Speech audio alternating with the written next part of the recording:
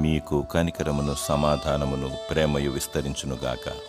యూదా పత్రిక 1వ అధ్యాయము 2వ వచనము. దయను సత్యమును ఎన్నడును నిన్ను విడిచిపోనీయకము. సమాధానాన్ని వెదికి వెంటాడము. దైవ ప్రేమను ధరించుకొని అనేకులకు పంచిపెట్టుము. నశించుచున్న వారి పట్ల కనికరమును చూపుము.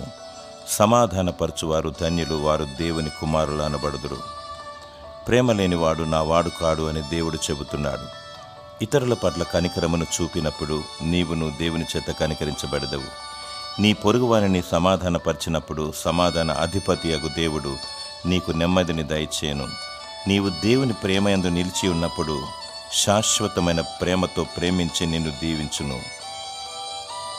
దేవుడు నీకు కనికరమును సమాధానమును ప్రేమయు విస్తరింపచేయునుగాక. ఆమేన్.